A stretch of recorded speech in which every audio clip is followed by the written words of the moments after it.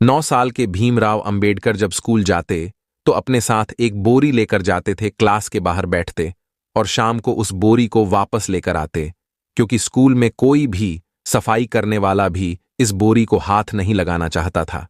कई टीचर्स बाबा साहेब भीमराव अंबेडकर को पढ़ाना नहीं चाहते थे।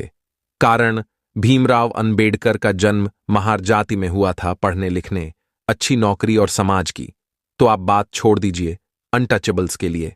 पानी पीने, रहने, सेहत की बड़ी अमानवीय स्थिति थी। ये वो समय था जब एक इंसान की परछाई और आवाज से भी लोगों को परेशानी थी। स्कूल में छोटे भीमराव अंबेडकर प्यास लगने पर नल से पानी नहीं पी सकते थे। स्कूल का चपरासी भी ऊपर से पानी पिलाता था। बाद में Baba Saheb Bhimrao Ambedkar waiting for visa में लिखते हैं पियोन कि कई दिनों की छुट्टी के जाने से किसी दूसरे ने उन्हें पानी भी नहीं पिलाया। एक बार प्यास से व्याकुल होकर जब उन्होंने छुपकर पानी पीने की कोशिश की तो उन्हें बहुत मारा गया। हम याद रखें कि ये सारी घटनाएं 8-9 साल के बच्चे के साथ हो रही हैं।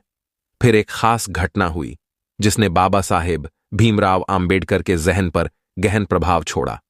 1901 में उनके पिता रामजी सकपाल ने अपने 2 लड़कों को गर्मियों की छुट्टी बिताने के लिए कोरेगांव बुलाया।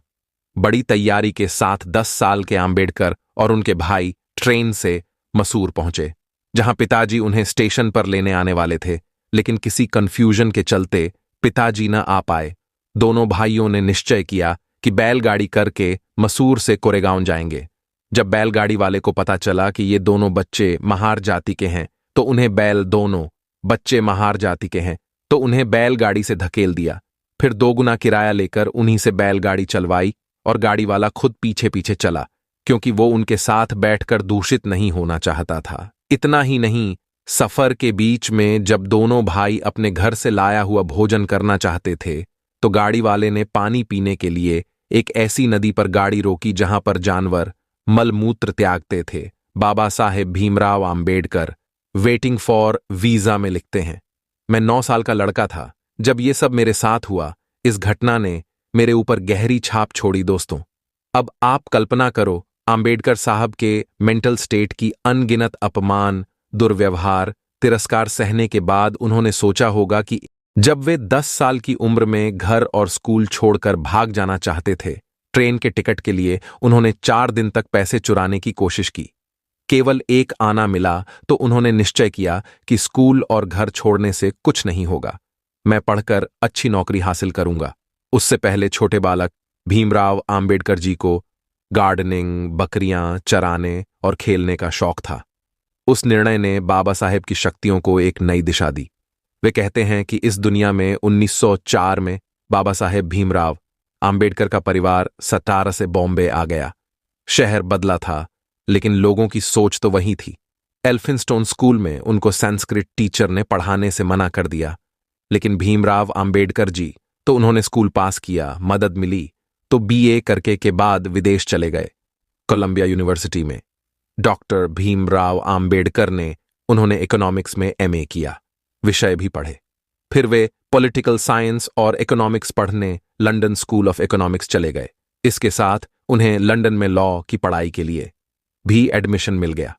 अधूरी पढ़ाई छोड़कर उन्हें वापस आना पड़ा।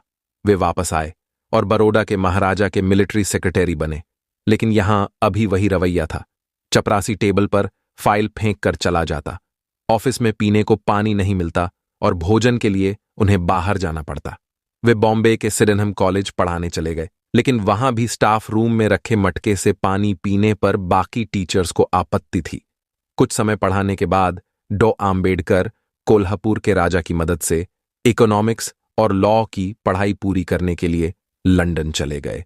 लंदन स्कूल ऑफ इकोनॉमिक्स ने उन्हें वे विश्व में पहले और अभी तक केवल एक ही व्यक्ति हैं जिनके पास सारे विषयों पर डॉक्टर यानी पीएचडी का खिताब है। डॉक्टर बाबा साहेब आम्बेडकर ने पढ़ाई के दौरान थीसिस के लिए किताब लिखी थी, जिसके आधार पर आरबीआई यानी दुनिया में बहुत इंटेलिजेंट लोग हुए हैं और आगे भी होंगे। लेकिन बाबा साहेब आम्बेडकर का मतलब है विदेश में पढ़ाई करके आम्बेडकर साहब बाहर बड़े लेखक और विचारक बन सकते थे, शांति, सुख और सम्मान से जीवन जी सकते थे। लेकिन बाबा साहेब भीमराव आम्बेडकर मुश्किलों से भागने वालों में से तो थे नहीं। 1933 में जब डॉ आम्बेडकर लौट कर आए तो वो अनटचेबिलिटी से लड़ने के लिए पूर्ण रूप से तैयार थे, क्योंकि वो आजादी किस काम की जिसमें लोगों को समानता न मिले। आज से 100 साल पहले उनका विजन इतना बड़ा था, जिसका मकसद था डिप्रेस्ड क्लास को शिक्षित करना और आर्थिक स्थिति को बेहतर करना। इसके बाद बाबा साहेब आम्बेडकर ने कई बड़े काम किए, मूवमेंट चलाए वे देश में, डिप्रेस्ड क्लास के अनडिस्प्यूटेड नेता बने। इसके साथ उन्होंने अपनी देश की औरतों और लेबर के उत्थान के लिए कई सारे काम किए। बाबा साहेब आम्बेडकर कहते हैं कि आप 18 साल के भीमराव आम्बेडकर के मन में झांकने की कोशिश करो। जिधर देखो उधर अपमान और तकलीफ, भविष्य का कोई ठिकाना नहीं। डॉ भीमराव आम्बेडकर साहब ने अगर इन सब प्रश्नों में अपनी मानसिक शक्ति व्यर्थ की होती तो कभी स्कूल पूरा नहीं कर पाते। हमेशा अपना लक्ष्य सामने रखो, और जो आज आपकी काबिलियत है, ऐसा करने के बाद फिर आप बाहर वैलिडेशन, बाहर सहारा नहीं ढूंढेंगे। बाबा साहेब भीमराव आम्बेडकर कहते हैं, आपको गाइडेंस की जरूरत हो सकती है, आपको दिशा की जरूरत हो सकती है। अपने ऊपर भरोसा करो और एक एक कदम चलते रहो। आप काम ईमानदारी से करो तो विरोधी भी आपका सम्मान करते हैं। डॉ आम्बेडकर की सबसे बड़ी जीत ये थी कि जब वो भारत के संविधान का निर्धारण कर रहे थे तो उनके मुकाबले उतना पढ़ा लिखा कोई व्यक्ति नहीं था। मेरा कम से कम 1 घंटा खराब हो जाएगा।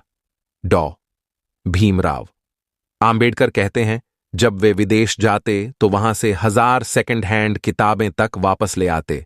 रजगार में स्थित डॉ भीमराव आम्बेडकर की किताबें तो खरीदकर कुछ लोग रख सकते हैं, लेकिन बाबा साहेब भीमराव आम्बेडकर के देहांत के बाद जब उनकी लाइब्रेरी खोली गई, आप उनकी बुद्धि की स्थिरता के बारे में सोचिए।